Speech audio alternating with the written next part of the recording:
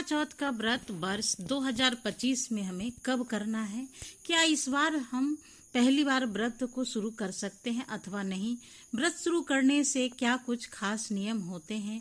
सरगी हमें कब खाना चाहिए? सरगी में कौन कौन सी चीजें ग्रहण करनी चाहिए और क्या नहीं खानी चाहिए? पहली बार व्रत कर रहे हैं तो क्या हमें सभी चीजें नहीं पहननी चाहिए? नहीं देवी देवताओं को चढ़ानी चाहिए?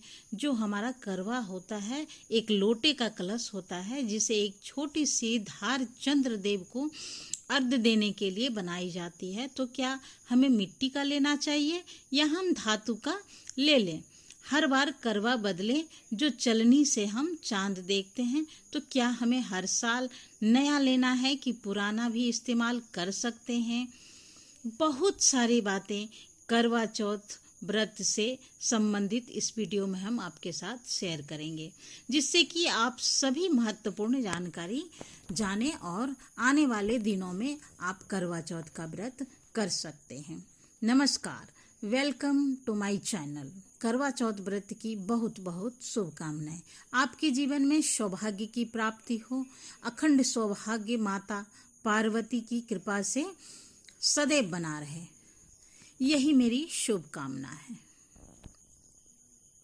दोस्तों, करवा चौथ का व्रत कार्तिक मास की कृष्ण पक्ष की चतुर्थी तिथि को किया जाता है और यह व्रत सभी सौभाग्यवती स्त्रियां करती है। कहीं कहीं किसी किसी प्रांत में कुंवारी लड़कियां भी करती हैं। तो देखिए, आप अपने घर के रीति रिवाजों को देख लीजिए, उसी हिसाब से करना चाहिए। यदि आपकी सगाई हो गई है तब आप जरूर करें। दूसरी अहम बात दोस्तों, करवा चौथ का व्रत निर्जला रखा जाता है। सुबह से सभी सुहागन स्त्रियां निर्जला बिना जल और बिना अन्न के इस व्रत को करती है और संध्या के भगवान चंद्र की पूजा करते हैं और शिव परिवार की पूजा की जाती है। संध्या के समय की पूजा बहुत महत्वपूर्ण होती है और शाम की पूजा तारों की छांव में चौकी लगाकर शिव परिवार की प्रतिमा रखकर पूजा करना चाहिए। पूजा के बाद चंद्रोदय के समय में भगवान चंद्र को अर्घ दें, चलनी से देखना चाहिए। उसके बाद अपने पति का पूजन करें, उनको देखकर उनकी पूजा अर्चना करनी चाहिए। तो इस तरह से करके चतुर्थी यानी करवा चौथ के दिन हम पूजा करते हैं। अब बात आता है कि हमें किस दिन करना है। तो इस बार वर्ष 2025 में यह 10 अक्टूबर दिन शुक्रवार को करवा चौथ का व्रत किया जाएगा।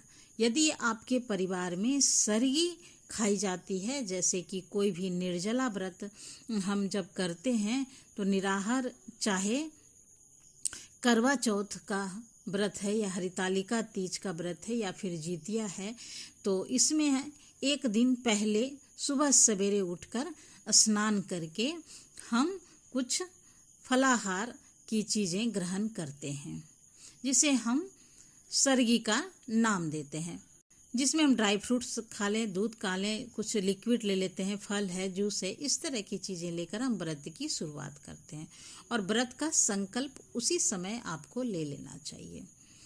स्नान किए बिना आपको सरगी नहीं खानी चाहिए और ऐसी भी मान्यता है कि यह जो सरगी का सामान होता है जो है सासू माँ के हाथों से, यानी बयाना आता है पहली बार, या ससुराल में है तो मायके से आता है, मायके से कहीं भी हो तो सासू माँ इसको प्रेम पूर्वक अपना आशीर्वाद देती हैं। तो इस तरह से यदि आप कर सके तो बहुत अच्छी बात है, वरना आप सासू माँ से कुछ पैसे भी लेकर इस व्रत की शुरुआत कर सकते। अब देखिए, निर्जला किया जाता है तो जितनी भी हमारी गर्भवती बहनें हैं, जैसे कि इस बार बहुत ही शुभ संजोगों में यह व्रत आपको मिल रहा है, तो यदि आपने अभी तक व्रत की शुरुआत नहीं की है तो आप व्रत कर सकती हैं।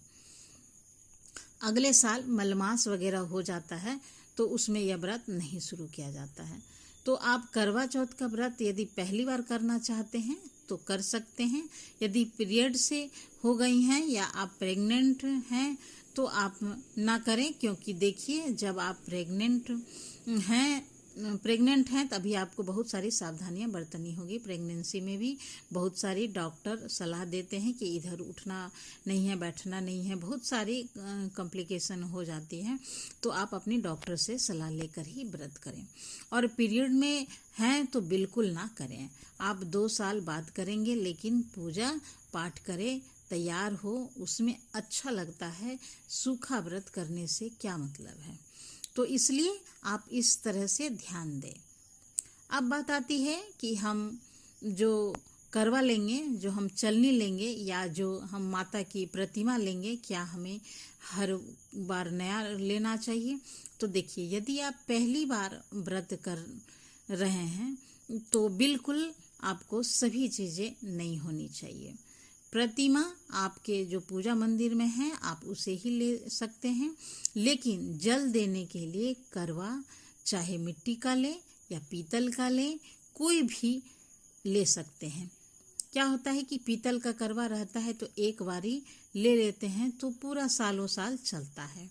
और किसी किसी के यहाँ 2 करवा लेते हैं, किसी किसी के यहाँ 1 करवा लेते हैं। तो यह आप अपने कुल परंपरा के अनुसार देख लीजिएगा। और छलनी हमें नहीं लेनी है। पहली बार हम नहीं लेंगे, उसके बाद उस छलनी को हम रख देते हैं और नेक्स्ट ईयर उसी से पूजा करते हैं। छलनी हम अपनी रसोई में नहीं यूज़ करते हैं। यदि आपने रसोई में गलती से कर लिया है तब ऐसी स्थिति में आपको नई छलनी लेकर आना चाहिए। माता रानी को 16 श्रृंगार की सामग्री चढ़ाते हैं। शाम के समय की पूजा बहुत ही महत्वपूर्ण होती है, तो आप 16 श्रृंगार करें। अपने बाल को धो सकते हैं और 16 श्रृंगार में मेहंदी, महावार, आपके लाल जोड़े, क्योंकि इस त्योहार में सौभाग्यवर्धक यह होता है और सौभाग्य के लिए हम व्रत करते हैं। तो काले और नीले रंगों को हमें नहीं पहनना चाहिए। और थोड़े बहुत प्रिंट हो तो चलेगा, पूरा काला आपका ना हो, कोशिश करें। और चुनरी जरूर लेनी चाहिए। आपकी विवाह की चुनरी हो या आप नया चुनरी अपने गांव वगैरह में है, नहीं है तो नया भी ले सकते हैं। और 16 श्रृंगार करें। उसके बाद एक लकड़ी की चौकी लगाएं, उस पे शिव परिवार की प्रतिमा रखें, दीप कलश लगाएं और पूजा की सभी सामग्री रखकर करवा में कुछ अनाज या फिर मीठा भर के आपको दीप जलाकर पूजा की शुरुआत करनी चाहिए।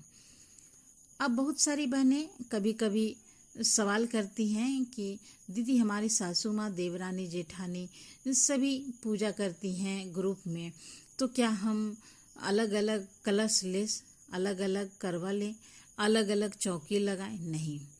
अगर आपका परिवार एक साथ एक ही रसोई में भोजन आदि आप बना रहे हैं तो तब आप एक चौकी ले लें, एक भगवान जी की प्रतिमा रख दें, एक कलश लगा लें, लेकिन करवा सबका अलग होगा, छलनी सबकी अलग होगी। क्योंकि देखिए, पति सबके अलग हैं, तो आप अलग अलग छलनी और अलग अलग करवा लेकर, पूजा की थाली लेकर आपको पूजा करना चाहिए। करवा बदलने का भी रस्म होता है, तो बहुत सारे लोग अपनी सासू माँ, अपनी देवरानी, जेठानी के साथ करवा बदल लेती हैं। अब वो जो बहनें अकेले पूजा करती हैं उनको करवा बदलने में थोड़ी परेशानी होती है, क्योंकि करवा बदलते समय हम कुछ बोलते हैं, सुहागन करवा ले, सुहागन करवा दे, ऐसे बोलते हैं। तो 7 बारी करवा बदला जाता है। इस तरह से करवा रखते हैं, इस तरह से फेरते हैं, जिसे करवा फेरना भी कहा जाता है। तो अब अगर आप अकेले हैं तो माता पार्वती को करवा, आप उनको अपना सखी बनाकर उनसे करवा फेर सकती हैं। ऐसी दशा में आपको 2 करवा लेना चाहिए, एक माता पार्वती के लिए और एक अपने लिए। अगर आप ग्रुप में कर रहे हैं तो किसी से सम्मिलित में कर रही हैं तब आप एक करवा लें, क्योंकि और लोग तो ग्रुप में लेकर आते ही हैं करवा। बस इस चीज़ का हमें ध्यान देना है।